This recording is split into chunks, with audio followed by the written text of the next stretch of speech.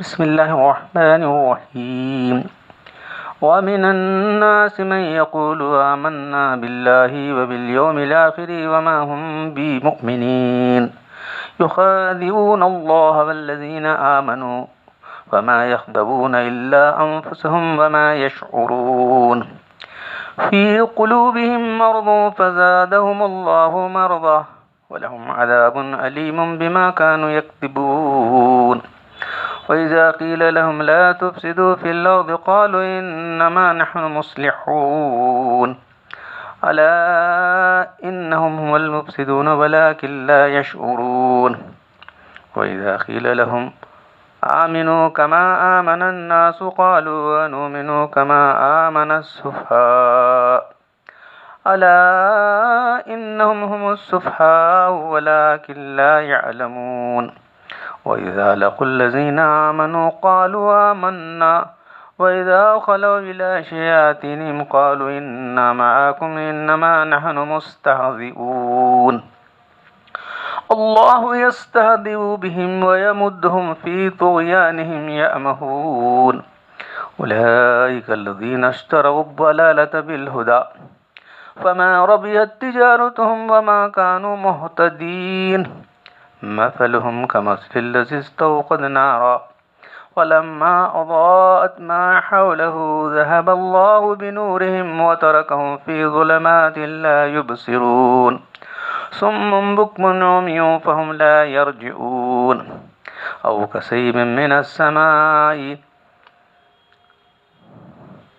فيه ظلمات ورعد وبرق يجعلون أصابعهم في آذانهم من الصواعق حذر الموت والله محيط بالكافرين يكاد البرق يخطف أبصارهم كلما أضاء لهم مشوا فيه وإذا أظلم قاموا عليهم ولو شاء الله لذهب بسمعهم وأبصارهم إن الله على كل شيء قدير صدق اللہ العظیم۔ سورہ بقرہ کا دوسرا رکوع ہے۔ پہلے رکوع میں اللہ تبارک تعالیٰ نے پہلے بات بیان کی کہ اللہ کی کتاب ہے، اس میں شک کی بات کو نہیں ہے، یہ اللہ کی کتاب ہونے میں شک نہیں ہے اور اس میں کوئی شک کی بات ہے۔ پھر ہدایت کن کو ملتی ہے؟ پھر ہدایت کے 3 گروہ بیان کیے، اہل ایمان، اہل کتاب اور انکار کرنے والا کافر۔ صرف ایک رکوع کے اندر تینوں گروہ کا ذکر آ گیا اور 7 آیتیں، دوسرے 13 آیتیں ہیں، اس میں ایک گروہ کا ذکر کیا جو منافق کہلاتا ہے۔ تو اس کا ترجمہ سن لیجئے، اس کے بعد پھر جو ہے آپ کو یہ بات بیان کی جائے گی کہ اتنا تفصیل سے جانے کی کیا ضرورت ہے۔ لوگوں میں بعض ایسے ہیں جو کہتے ہیں کہ ہم ایمان لائے اللہ پر، آخرت کے دن پر، حالانکہ بالکل ایمان والے نہیں۔ دیکھو وہ اظہار کر رہے ہیں اپنے ایمان کا، تو اللہ تعالیٰ کا ہرگز ایمان والے نہیں، بلکہ چال بازی کرتے ہیں اللہ سے اور ایمان والوں سے، اور واقعی کسی کے ساتھ کسی کو دھوکہ نہیں دیتے مگر اپنی ذات کو دھوکہ دیتے، مگر اس کا شعور نہیں رکھتے کہ ان کی اس چال بازی کا انجام خود انہی کو بھگتنا پڑے گا۔ ان کے دلوں میں بڑا مرض ہے تو اللہ نے اس مرض کو بڑھا دیا۔ اس مرض نے ان کی بد اعتقادی اور اسلام مسلمانوں کی طرف حسد، جلنا اور ہر وقت اپنا کفر ظاہر ہونے کی فکر و خلجان سب داخل ہیں۔ مسلمانوں کی طرف سے ان کا مرض، حسد اور بڑھنا واضح ہے۔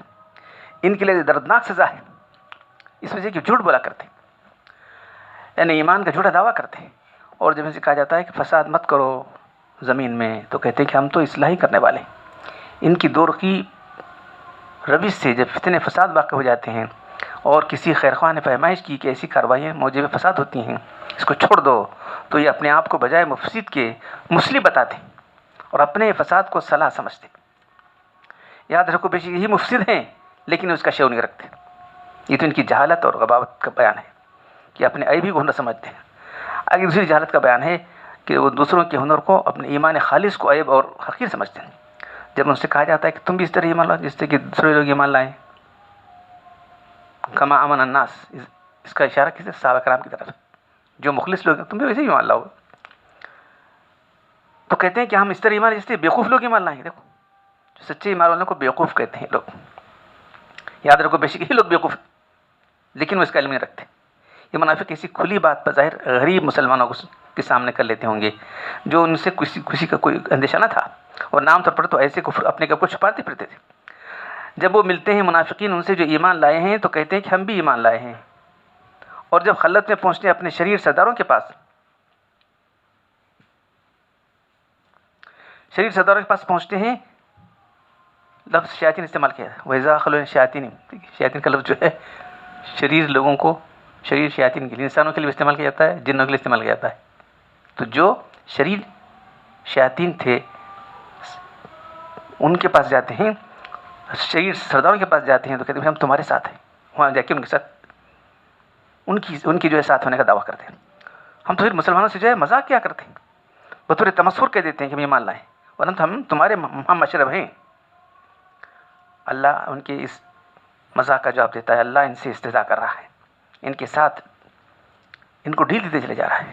وہ اپنی سرکشی میں حیران و سرگردار ہیں، اور اللہ کا استہزاء یہ ہے کہ ان کو مہلت دی جا رہی، خوب کفر میں کامل ہو جائیں اور جرم سنگین ہو جائے، اس وقت اچانک پکڑ لی جائیں. چونکہ اللہ تعالیٰ کا فعل ان کے استہزاء کے مقابلے میں تھا، اس لیے اس کو استہزاء کے نظر کیا گیا. یہ وہ لوگ ہیں جنہوں نے گمراہی لے لی ہدایت کے بدلے، تو ان کی تجارت ان کے لیے نفع بخش نہیں ہوئی اور نہ صحیح طریقے پر چل سکے.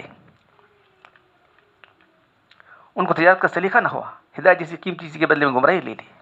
ان کی حالت اس شخص کی طرح ہے جیسے کسی نے آگ جلائی، یعنی اندھیری رات میں آگ جلائی، پھر جب سارا ماحول روشن ہو گیا، آگ نے اس لیے گردا سب چیزوں کو روشن ہو جانے کے بعد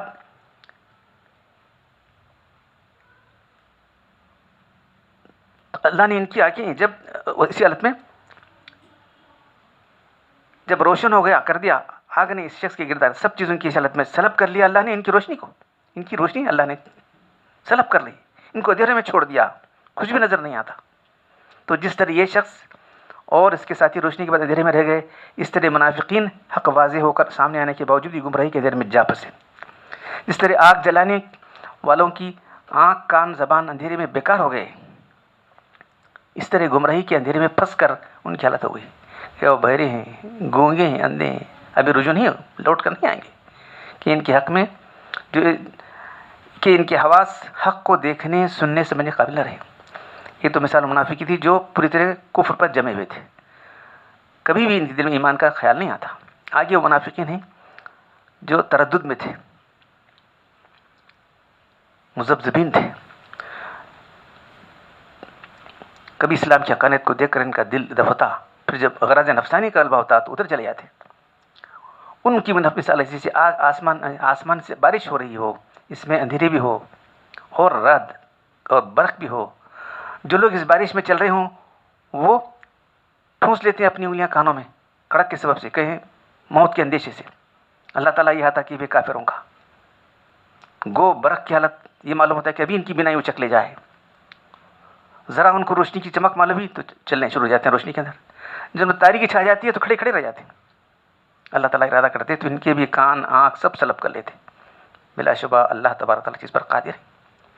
اس طرح یہ لوگ کبھی طوفان اور باد و بارہ میں کبھی چلنے سے رہ جاتے ہیں، کبھی موقع پا کر آگے چلنے لگتے ہیں.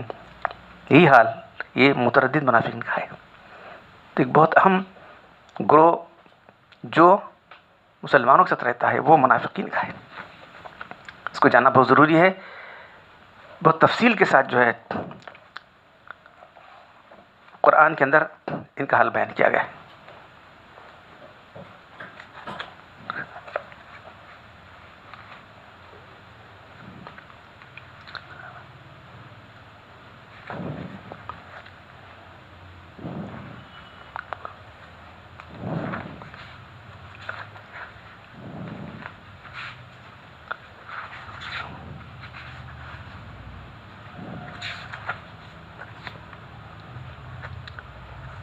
تو تھوڑا سا لغوی بات بھی ذرا آپ کے سامنے آئے تو اچھا رہے گا.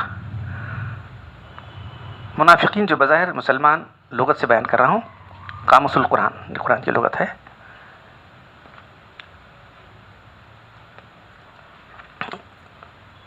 نفق کہتے ہیں اس سرنگ کو جس کے 2 دہانے ہوں. نافقہ جنگلی چوہے کے بل کو کہتے ہیں، جس میں ایک طرف سے داخل ہوتا ہے دوسرے سے نکل جاتا ہے. اسی سے نفاق ماخوذ ہے، جس کے معنی یہ ہیں کہ دین میں ایک دروازے سے داخل ہونا اور دوسرے دروازے سے نکل جانا. اللہ کے رسول صلی اللہ علیہ وسلم جب تک مکہ معظمہ میں رہے، اسلام کا اقتدار حاصل نہ ہوا تھا، مسلمانوں کو طرح طرح کی تکلیفیں دی جا رہی تھیں، اس لیے وہاں صرف دو ہی جماعتیں تھیں، ایک پختہ یقین والے مسلمان تھے، ایمان والے تھے، اور دوسرے کھل کر کافر تھے، کٹر کافر تھے۔ لیکن جب آپ مدینہ منورہ تشریف لانے کے بعد اسلام کو غلبہ اقتدار حاصل ہونے لگا اور مسلمانوں کو فتوحات نصیب ہونے لگیں، ان میں ایک تیسرا گروہ نمودار ہو گیا۔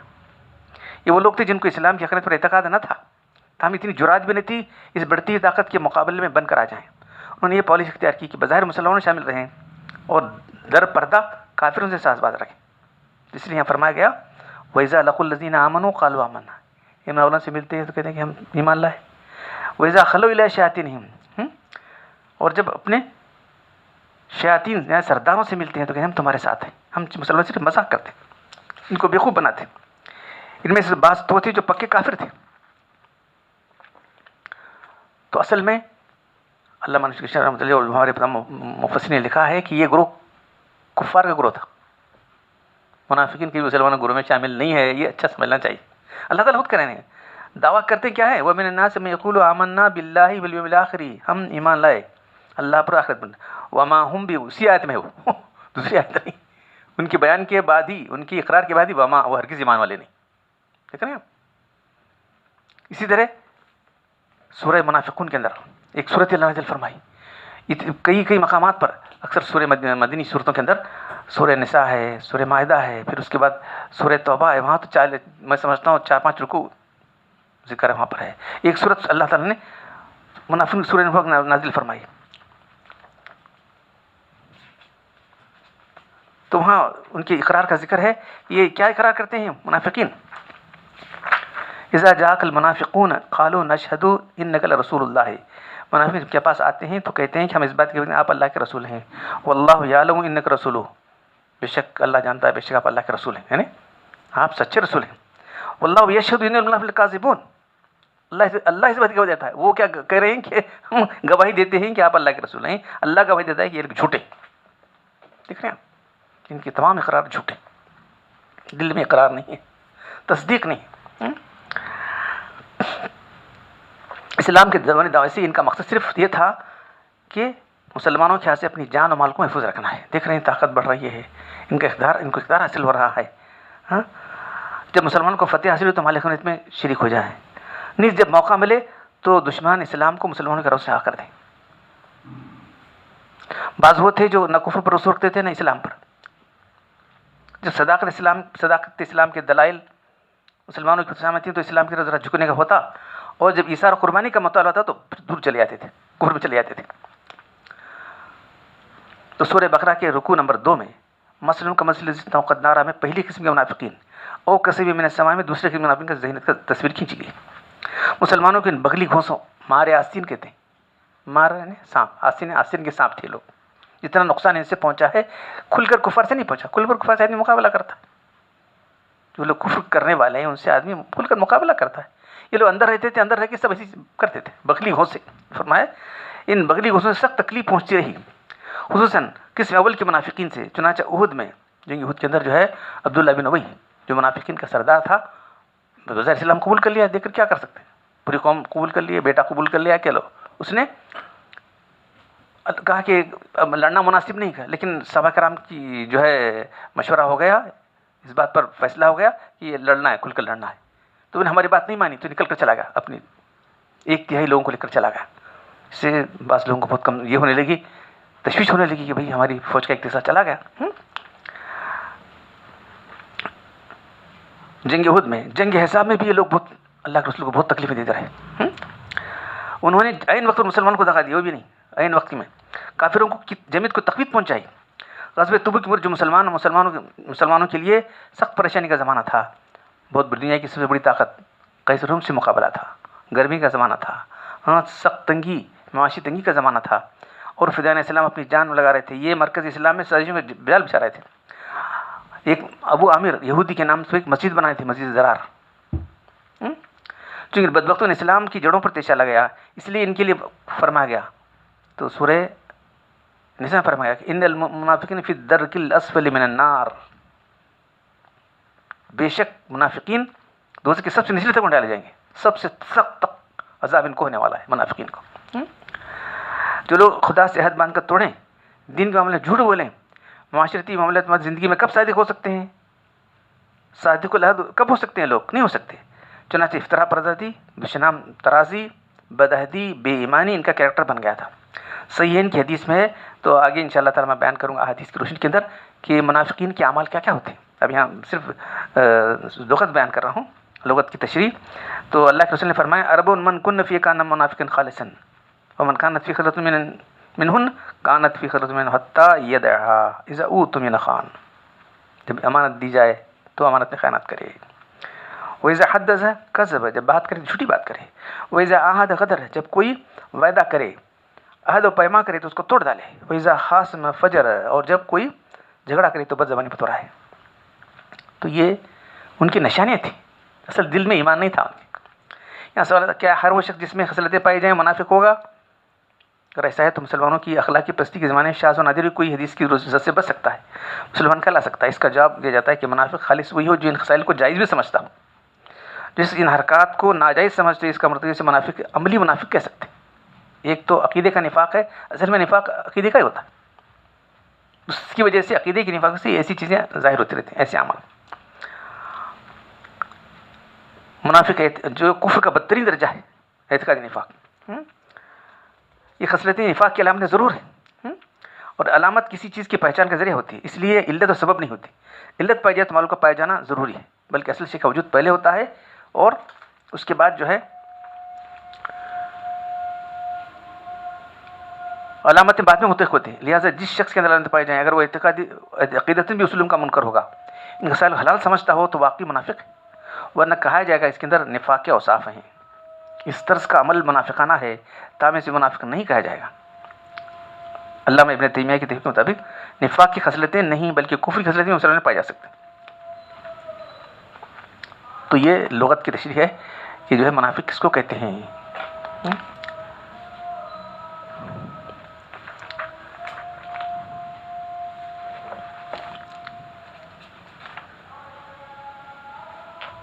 سورہ بقرہ کے شروع میں قرآن کا شک و شبہ سے بالاتر ہونا بیان کرنے کے بعد 20 آیتوں میں ان کے ماننے والوں اور نہ ماننے والوں کی حالت کا ذکر کیا ہے. اول 5 آیتوں میں ماننے والوں کا ذکر متقین کے عنوان سے کیا گیا, پھر 2 آیتوں میں نہ ماننے والوں کا ذکر کفار کا ذکر کیا گیا. جو مذکورہ بال آیتوں میں یہ آیتوں کے اندر جو ہے منافقین کا ذکر فرمایا گیا ہے. پہلی 2 آیتوں میں ان کے وعدے کو بالکل جھوٹ قرار دیا گیا. ان کا دعویٰ محض ظاہر ہے, جھوٹ ہے. اللہ کو کوئی تو فریب دے سکتا نہیں. غالباً لوگ ایسا بھی نہیں سمجھتے ہوں گے کہ ہم اللہ کو دھوکہ دے سکتے ہیں, مگر رسول صلی اللہ علیہ وسلم کو مسلمانوں کو ان کے ساتھ چال بازی کرتے تھے. اللہ تعالیٰ چال بازی, اس کی جھوٹ کہنے کو, بظاہر اسلام ظاہر کرنے کو چال بازی کہا گیا ہے. اس میں یہ بتایا گیا ہے کہ یہ بیوقوف اپنے سوا کسی کو دھوکہ نہیں دے سکتے. اللہ جل شانہ تو ہر فریب, ہر دھوکے سے جو بالاتر ہے. اس کے رسول اور ایمان والے بھی وہی الہی کی وجہ سے ہر دھوکے فریب سے محفوظ ہو جاتے ہیں. تیسری آیت میں فرمایا گیا کہ ان کے دلوں میں بڑا مرض ہے, سو اللہ نے اور مرض بڑھا دیا. کون سا مرض ہے؟ ہی نفاق کا مرض. مرض اور بیماری اس کی وقت ہوتے ہیں جس سے انسان اپنے اعتدال مناسب سے نکل جائے اور اس کے افعال میں خلل پیدا ہو جائے, جس کا آخری نتیجہ ہلاکت موت ہو. مرض جو ہم کہتے ہیں بیماری میڈیکل لائن میں, تو جب چیزیں جو ہے اعتدال سے نارمل چیزیں سے نکل جاتی ہیں, اب نارمل ہو جاتی ہیں تو بیماری آ جاتی ہے. تو یہاں اس لیے فرمایا گیا ہے کہ ان کے اندر جو ہے ان کو مرض ہے, تو اعتقاد ان کا جو ہے نارمل اعتقاد نہیں ہے, اب نارمل اعتقاد ان کا ہے. قرآن حدیث کی اصطلاح میں ان نفسیاتی کیفیتوں کو مرض کہا جاتا ہے جو نفس انسانی کے کمال میں خلل انداز ہوتے ہیں, جس کی وجہ سے انسان اپنے اعمال صالح سے محروم ہو جاتا ہے, جس کا آخری نتیجہ روحانی موت اور ہلاکت ہے. جنید بغدادی رحمۃ اللہ علیہ نے فرمایا دلوں کے امراض کیا ہیں؟ خواہشات نفسانی کی اتباع سے پیدا ہوتے ہیں. جیسے بدن انسانی کے امراض اخلاق انسانی کی بے اعتدالی سے پیدا ہوتے ہیں. اس میں ان کے دلوں میں مخفی کفر کو مرض قرار دیا گیا ہے, جو روحانی اور جسمانی دونوں اعتبار سے بڑا مرض ہے. روحانی مرض ہونا تو ظاہر ہے, اول تو پیدا کرنے والے پالنے والے کی ناشکری اور اس کے احکام سے جس کا نام کفر ہے. یہ خود روح انسانی کے لیے بڑا مرض ہے. شرافت انسانی کا تقاضا ہے کے لیے بدترین داغ ہے. دوسری دنیا کی ذلیل اغراض کی خاطر اس کو چھپاتے رہنا اور دل کی بات کو ظاہر کرنے کی جرات نہ کرنا، یہ دوسری دنات ہے، جرو کا بہت بڑا مرض ہے۔ نفاق کا مرض ہونا اس بنا پر ہے کہ منافق کے دل ہمیشہ یہ دغدغہ رہتا ہے کہیں میرا حال کھل نہ جائے، شب روز اسی فکر میں رہتا تھا۔ خود ایک جسمانی مرض ہے، اس کے علاوہ اس مرض کا لازمی نتیجہ حسد ہوتا ہے۔ مسلمانوں کی ترقی کو دیکھ کر منافقین کو جلن ہوتی تھی، مگر وہ مسکین اپنے دل کی سوزش کا اظہار بھی نہیں کر سکتا، یہ اسباب ان کے جسمانی مرض کے بن جاتے ہیں۔ اور اللہ تعالیٰ نے فرما دیا کہ ان کا مرض اللہ نے اور بھی بڑھا دیا ہے، فزادہم اللہ مرضا۔ اس کا مطلب یہ ہے کہ لوگ اسلام مسلمانوں کی ترقی جلتے رہے اور اللہ تعالیٰ اسلام کو ترقی دیتا رہا، ہر وقت اس کے مشاہدات سامنے ہوتے رہے، اس لیے ان کا مرض بڑھتا ہی چلا گیا۔ چوتھی پانچویں آیت میں منافقین کا یہ مغالطہ بیان کیا کہ فساد کو اصلاح سمجھتے ہیں، اپنے آپ کو مصلح کہتے ہیں۔ کہا کہ جو ہے نہیں، دو گروپ ہو گئے ہیں، ایک کافروں کا مسلمانوں کا، دونوں میں ہم اصلاح کرنا چاہتے ہیں۔ کیسے اصلاح ہو سکے؟ حق و باطل میں اصلاح ہو سکتی ہے؟ موافقت نہیں ہوگی، حق حق رہے گا، باطل باطل رہے گا۔ قرآن نے واضح کیا کہ فساد اور اصلاح زبانی دعووں پر نہیں ہے، ورنہ کوئی چور ڈاکو بھی اپنے آپ کو مفسد کرنے تیار نہیں ہوگا، بلکہ مدار اس کار کا اس کام پر ہے کہ جو کیا جا رہا ہے وہ فساد تو کرنے والے کو مفسد ہی کہا جائے گا، خواہ اس کی نیت فساد کی نہ ہو۔ چھٹی آیت میں منافقین کے سامنے صحیح ایمان کا ایک معیار پیش ہے، آمنو کما آمن الناس، ایمان لاؤ جس طرح دوسرے لوگ ناس لوگ ایمان لائیں۔ اس میں ناس سے مراد بالاتفاق کے مفسرین کون ہیں؟ صحابہ کرام، کیونکہ اس وقت وہی لوگ تھے، ناس لوگ وہی حضرات ہیں جو نزول قرآن کے وقت ایمان والے تھے۔ اللہ تعالیٰ کے نزدیک صرف وہی ایمان معتبر ہے جو صحابہ کرام کے ایمان کی طرح ہو، جن چیزوں میں جس کیفیت سے ان کا ایمان ہے اس طرح کا دوسروں کا ہوا تو ایمان کہا جائے گا، ورنہ نہیں کہا جائے گا۔ اس سے معلوم ہے کہ صحابہ کرام کا معنی کسوٹی، جس پر ساری امت کو پرکھ کر دکھا جائے گا۔ جو اس کسوٹی پر صحیح نہیں ہوگا اس کو شرعاً ایمان اور ایسا کرنے والے مومن نہیں کہا جائے گا۔ اس کے خلاف کوئی عقیدہ اور عمل ظاہر میں کتنا ہی اچھا نظر آئے، کتنی نیک نیتی سے کیا جائے، اللہ کے نزدیک وہ ایمان معتبر نہیں ہوگا۔ ان لوگوں نے صحابہ کرام کو صفا بیوقوف کہا ہے، اور یہی نہیں بلکہ ہر زمانے کے گمراہ لوگوں کا یہ طریقہ ہوتا ہے، جو ان کو صحیح راہ بتاتا ہے، اخلاص کی راہ بتاتا ہے، اس کو بیوقوف و جاہل کرا دیتے ہیں۔ اور قرآن نے بتا دیا کہ درخت وہ خود بیوقوف ہے، ایسی کھلی نشانوں پر ایمان نہیں رکھتے۔ ساتویں آیتوں میں منافقین کی نفاق اور دور کی پالیسی کا اس طرح ذکر کیا کہ یہ لوگ جب مسلمانوں سے ملتے ہیں تو کہتے ہیں کہ ہم مومن اور مسلمان ہیں، جب اپنی قوم کے کافروں سے ملتے ہیں تو کہتے ہیں کہ ہم تمہارے ساتھ ہیں۔ تو ان کو ان کے جو سردار ہیں کافروں کے سردار کو شیاطین کہا گیا، دیکھیے شیاطین الانس اور شیاطین الجن، دو قسم کی شیاطین تمہاری قوم کے فرد ہیں، ان سے کہتے تھے۔ مسلمان کے ساتھ تو محض مذاق اور تمسخر کے لیے ہم ان کو جو ہے ان کو بیوقوف بنانے کے لیے وہاں ان کے ساتھ رہتے ہیں، بس یہ کہا۔ آٹھویں آیت ان کے احمقانہ گفتگو کا جواب دیا، یہ بے شعور سمجھتے ہیں کہ مسلمانوں کو اس کو دھوکہ دے رہے ہیں، ان کو بیوقوف بنا رہے ہیں، حالانکہ خود بیوقوف بن رہے ہیں۔ اللہ تعالیٰ اپنے حلم و کرم سے ان کو ڈھیل دے رہا ہے کہ خود انہی کے استضاء کا سامان کر رہا ہے۔ ظاہر ہے کسی کے عذاب نہ آنے سے فوراً عذاب ظاہر ہے کسی کے فوراً عذاب نہ آنے سے وہ غلط میں اور پڑ گئے، اپنی سرکشی میں بڑھتے چلے گئے، یہاں تک ان کا جرم اور سنگین ہو گیا، پھر دفن پکڑ لے گئے۔ اللہ کی طرف سے عمل چونکہ ان کے استضاء کے جواب میں تھا، اس لیے اس کو بھی استضاء کہا۔ اللہ مذاق کرتا ہے نہیں، بلکہ ان کا عمل جیسا تھا ویسے اس کی سزا کو استضاء کہا گیا۔ 9ویں آیت میں منافقین کے سال کا ذکر ہے کہ انہوں نے اسلام کو بھی قریب سے بھی دیکھا، اس کا ذائقہ چکھا، اور کفر میں پہلے سے مبتلا تھے، پھر کفر و اسلام دونوں کو سمجھنے کے بعد انہوں نے اپنے ذلیل دنیاوی اغراض کی خاطر اسلام کے بدلے کفر کو خرید لیا۔ ان کی اس کو عمل کو قرآن نے تجارت کا نام دے دیا۔ یہ بتلا دیا کہ ان لوگوں کو بیوپار کا سلیقہ، تجارت کا طریقہ بھی سلی سے نہیں آیا۔ بہترین چیز یعنی ایمان چھوڑ کر وہ چیز کفر خرید لی، نجات چھوڑ کر ہلاکت خرید لی۔ آخری 4 آیت میں منافقین کی 2 مثالیں بیان کی اور اس کا قابل نفرت ہونا بیان کیا گیا ہے۔ 2 مثالیں اس پر نمودی کہ منافقین 2 قسم کے آدمی تھے، 2 گروہ تھے۔ ایک وہ جو اپنے کفر میں بالکل پختہ تھے، ایمان کا اظہار صرف دنیا مسلط کی وجہ سے کرتے تھے، ایمان اسلام سے ان کا کوئی واسطہ نہ تھا۔ دوسرے وہ تھے جو اسلام کے عقیدے سے متاثر ہو کبھی کبھی مسلمان ہونے کا دعویٰ بھی کرتے تھے، ارادہ بھی کرتے تھے، مگر پھر دنیاوی اغراض سامنے آتی تو اس کو چھوڑ کر پھر جو ہے چلے جاتے تھے کفر میں۔ تو دوبارہ دونوں بھی کفر میں تھے۔ اس مضمون کی ضمنی انظامیہ کو تنبیہ کر دی کہ یہ سب کے سب اللہ تعالیٰ کے احاطے حضور سے باہر نہیں، ہر وقت ہر حال میں ہلاک کر سکتے ہیں اللہ تعالیٰ، جب چاہے ان کی بینائی و شنوائی سب طلب کر سکتے ہیں۔ یہ 13 آیتیں منافقین کے حال و مثال پر مشتمل ہیں۔ اب سوال یہ آتا ہے، کیا کفر و نفاق عہد نبی کے ساتھ مخصوص تھا، ابھی موجود ہے؟ اس معاملے میں صحیح ہے کہ منافق کے نفاق کو پہچاننا، اس کو منافق قرار دینا 2 طریقے سے ہوتا تھا۔ ایک اللہ تعالیٰ اپنے رسول صلی اللہ علیہ وسلم کو وحی سے بتاتا تھا، کہ فلاں شخص دل سے مسلمان نہیں ہے، منافق ہے. دوسرے کہ اس کی قول و فعل سے کسی عقیدے کا اسلام کے خلاف کوئی بات یا اسلام کی مخالفت کا کوئی عمل ظاہر ہونا. اب آن وسلم کی وفات کے بعد تو انتخاب وہی تھی کہ وہی قطع ہو گئی. انقطاع وہی کی سبب اس کے پہچاننے کی پہلی صورت تو باقی نہیں، مگر دوسری صورت آج بھی موجود ہے. یہ مضمون ہم نے اس لیے انتخاب کیا. دیکھو منافق کب ہم قرار دیں گے، یا تو وہی صورت اب نہیں آئی گی اس کے دل میں ایمان کریں، لیکن اس کے کسی قول و فعل عقیدے کے خلاف اس بات خود نکلتی اس کی زبان سے. جیسے تو اس سے پہلے آپ کے سامنے کہا گیا مرتدین کا ذکر آ گیا، اس کے پہلے آپ کے ملحدین کا ذکر آ گیا. یہ بظاہر مسلمانوں میں گروپ شامل ہے، لیکن منافقین، پکے منافقین کا ایک گروہ یہ بھی. مگر دوسری صورت اب باقی ہے، جس شخص کے قول و فعل سے اسلامی عقائد کی مخالفت، اس پر استہزاء، اسلامی عقائد کی مخالفت ہے، اس پر استہزاء ہے یا تحریف ثابت ہو جائے، مگر پھر بھی اپنے اسلام و ایمان کا مدعی بنا رہے تو منافق سمجھا جائے گا. سمجھا؟ منافق اسی کو ملحد کہا گیا. الذین یلحدون بآیاتنا نا، اس کو حدیث میں زندیق کہا گیا. تو یہ مضمون پیچھے آ چکا ہے، تو اس لیے یہ نفاق کا مضمون آپ کے سامنے لایا گیا. اس لیے علماء امت نے فرمایا اب اللہ کے بعد منافق کا قضیہ ختم ہو گیا، اب جو مومن نہیں وہ کافر کہلائے گا. تو اس لیے مرتد اور ملحد یہ باتیں آپ کے سامنے آ چکی ہیں.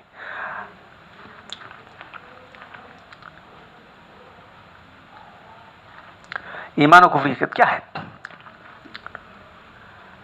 آیت مذکورہ میں غور کرنے سے ایمان و اسلام کی حقیقت پوری طرح واضح ہوتی ہے، اس کی بالکل کفر کی بھی، کیونکہ آیات میں منافقین کی طرف سے ایمان کا دعویٰ آمنا باللہ ہے.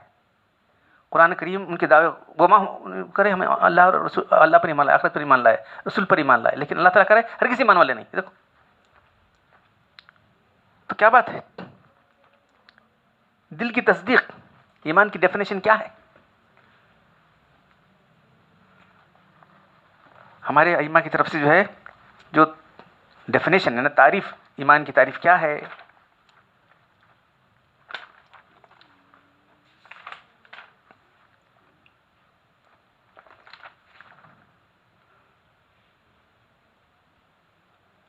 الایمان هو التصدیق بما علم مجیء نبی صلی اللہ علیہ وسلم بھی ضرورتاً. علامہ سید محمود آلوسی بغدادی فرماتے ہیں ایمان اس کا نام ہے کہ آدمی اس چیز کی تصدیق کرے جس کا ثبوت علیہ وسلم سے یقیناً طور پر معلوم ہو.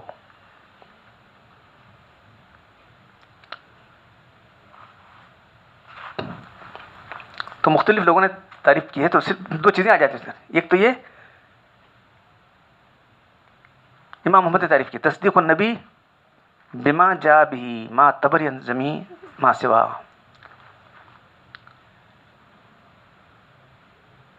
جو اللہ کے ساری باتوں کو ماننا ایمان ہے، دل سے ماننا ہے. تصدیق کس کا کام ہے؟ دل کا کام ہے. تصدیق نہیں تو ایمان نہیں. تصدیق کے بغیر ایمان ہوتا ہی نہیں. ہمارے امام صاحب امام ابو حنیفہ رحمۃ اللہ علیہ ایمان کی بہت ساری تعریفیں ہیں. امام صرف ایک تعریف فرماتے ہیں الایمان هو تصدیق بالجنان فقط. دیکھیے امام ابو حنیفہ رحمۃ اللہ علیہ کی تعریف جو ہے فرماتے ہیں الایمان هو التصدیق بالجنان فقط والعمل بالارکان، ارکان سے عمل کرنا، والاقرار کرنا شرطان، شرط ہے وہ، لا شطرانی، وہ ایمان کا حصہ نہیں. وہ شرط ہے، ضرور شرط ہے لیکن ایمان کا حصہ نہیں ہو. شرط ضرور ہے. ایمان کی شرط کیا ہے؟ زبان سے اقرار کرو اور عمل سے، اعضاء سے عمل کرو. تو والعمل بالارکان والاقرار باللسان شرطان لا شطران الایمان. یہ ایمان کے لیے دو شرطیں ضرور ہیں کہ زبان سے اقرار کرے، عمل سے اس کا اظہار کرے، لیکن ایمان کی شطر، یہ ایمان کا جز نہیں. تو ایمان کی اصل کیا ہے؟ تصدیق بالکل، تصدیق سے محروم ہیں لوگ.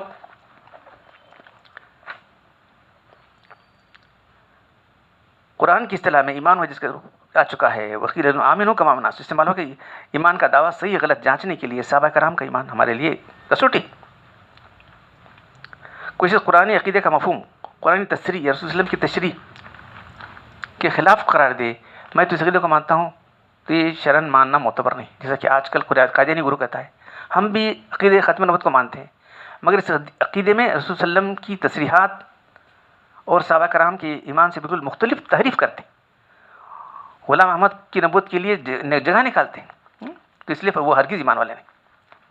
خلاصہ ہے کہ ایمان صحابہ کرام کے خلاف، ایمان صحابہ کے خلاف کوئی شخص کسی عقیدے کا نیا مفہوم بنائے اور عقیدے کا پابند ہونے کے باوجود اپنے آپ کو مومن بتائے، مسلمان سے نماز روزے میں شریک ہو، تو جب تک قرآن کے اس بتائے معیار ہے نہیں صحابہ کرام کے جیسا ان کا ایمان ہے، وہ ایمان مومن نہیں کہلائے گا. تو ایک شبہ کا ازالات، حدیث فقہ کا یہ مقولہ ہے اہل قبلہ کو کافر نہیں قرار دیا جائے گا. تو اہل قبلہ سے مراد وہی لوگ ہیں جو ضرورت دین میں کسی منکر نہیں کرتے. اہل قبلہ سے مراد وہ لوگ ہیں جو ضرورت دین میں کسی کا انکار نہیں کرتے. تو منافق تو قبلے کی طرف نماز پڑھتے تھے، کیا کرنا چاہیے؟ ضرورت دین انکار کرتے تھے وہ لوگ.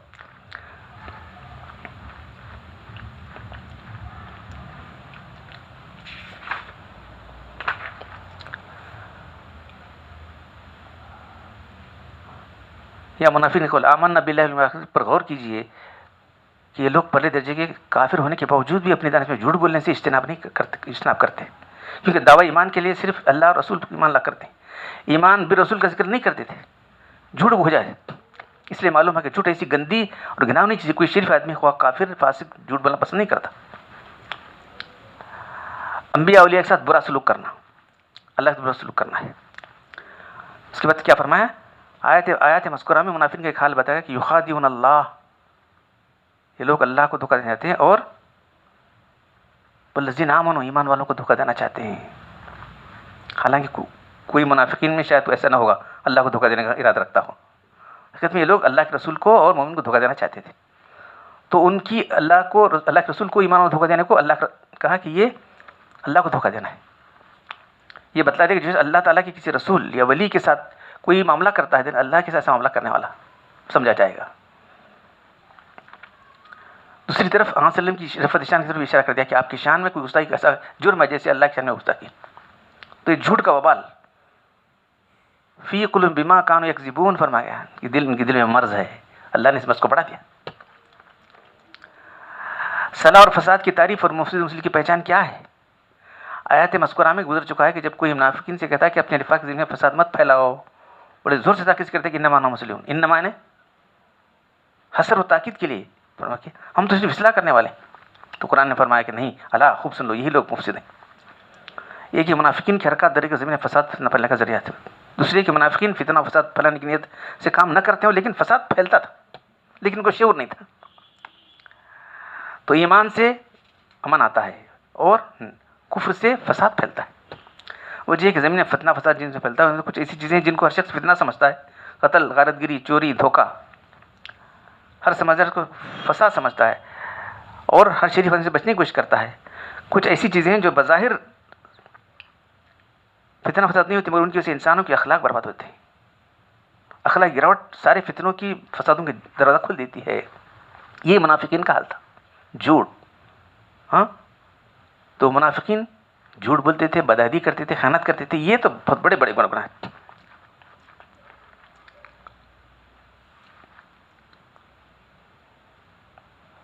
نفاق اور کینہ و حسد اس کے تحت اس کے ماتحت دشمنوں سے سازشیں اس وجہ انسان کے اخلاق کو ایسا تباہ کر دیتی ہیں کہ انسان بہت سے حیوانوں کی سطح سے نیچے آ جاتا ہے. ایسے کام کرنے کو جو کبھی کسی بھلے مان سے متصور نہیں. جب انسان اپنے انسانی اخلاق کھول بیٹھا اور انسانی زندگی کے ہر شعبے میں فساد ہی فساد آ جاتا ہے. فساد بھی ایسا عظیم جو نہ درندے جانوروں سے متوقع ہے، نہ ڈاکوؤں چوروں سے، کیونکہ اس قانون کو، ان کے فساد کو قانون حکومت کی روح سے روکا جا سکتا ہے، مگر قانون تو انسان ہی جاری کرتے ہیں. جب انسان آ رہا تو قانون کی جگت بنے گی. اس کا تماشا آج کل دیکھ رہے ہیں.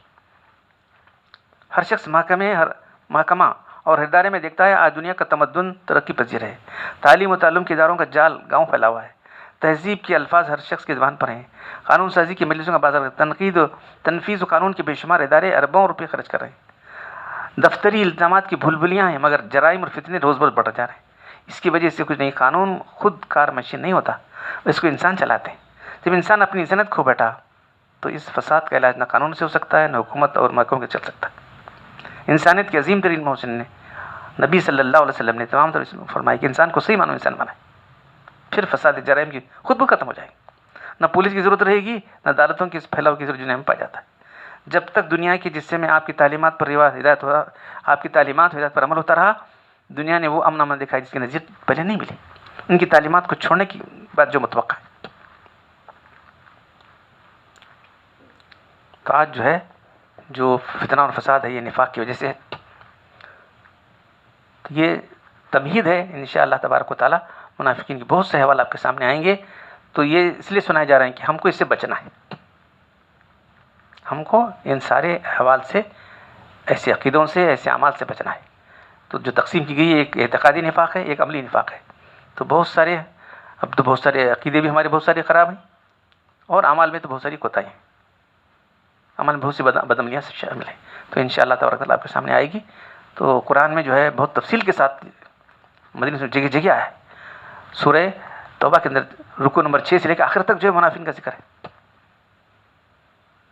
ایک سورت سورہ منافقین سے اللہ نے نازل فرمائی، اور جگہ جگہ اللہ نے بتایا کہ جو منافقین کے ایسے احوال ہوتے ہیں تو ہمیں اس سے بچنا ہے.